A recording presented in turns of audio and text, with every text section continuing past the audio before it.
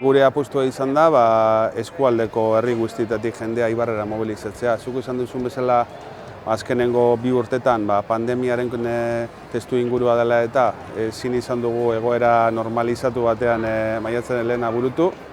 Aurten ematen du normalitate zaharrera baino anormalitate zaharrera itzuliko garela, ze lehengo egoera bezan egoera normala.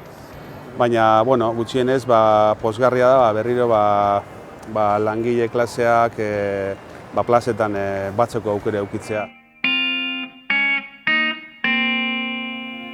Lehen ez geunden egoera normalizatu batean ere, prekaritatea azkenengo hamarkadetan bazter guztietara barreiatu da, berriro ikusten dugu patronalen eta klase dominanteen interesa daudela hemen erdigunean. Prezioak gora doaz, langileak gero eta txiroagoa doaz. Aurtengo leloan sartu dugu banaketa hirukoitzaren kontzeptua, ez? Lana banatu, zaintza banatu eta ondasunak banatzearena. Hemen lana egon badago, baina lana banatu egin behar da ere. Zaintza lanak ere, orain arte behar bada sindikatuak ez diogu behar bezain beste erreparatu zaintza lanei, baina zaintza lanak ere kontutan hartu behar dira, emakumeek egiten duten lanak dira gainera, eta gainera sektore prekarizatuenak ere normalean emakumeak izan hori dira. Guk guzti horiek aintzat hartu nahi ditugu, eta guzti hori erdigunera ekarri nahi dugu, eta alternatiba bat planteatu herriari, ez? Euskal Lankodearen proposamena egin dugu, Euskal Gizarte Segurantzaren proposamena egin dugu, eta guk hortik abiatu nahi dugu etorkizuneko Euskal Herria eraikitzeko, ez? Uste dugu posible dela, Madrilen posible ez dena Euskal Herrian posible da, gizarte eredu justuagoa bat sortzea, aberastasuna banatzea, eta benetan jendeak oinarrizko behar izanak asetu eta eukitzeko aukera izatea.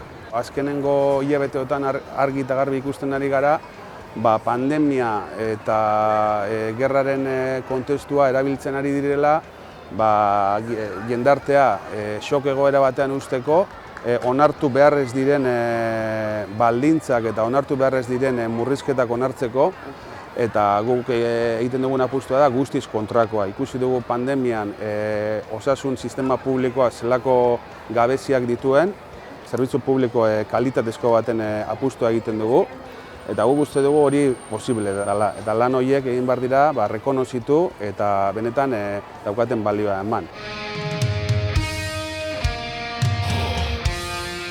Adibidez, duela gutxi Ibarren hil zen langile bat, altuera batetik erorita, 5 metroko alturatik erorita. Okerrez banabil urtean 5. da ezaugarri beretsuetan hil den langilea, eta ez hori bakarrik, istripu gehiago egon dira, baina ikusten ari gara, gertatu diren hildako guztiak, istripu guzti horiek, sahiesgarriak zirela, ebitatu ahal zitezkela, benetako prebentzio politikak aurrera eramanez. Administrazioak ere bere lana egingo balu, benetan inspektoreak ipini eta beste kasu batzuetan hain zorrotz ipintzen diren moduan, jendeak bizitza jokatzen duten esparruan hor aktuatu beharko lukete, enpresetara joan, inspekzioak egin, eta benetan prebentzio politika errealak gauzatzea lehenetsi.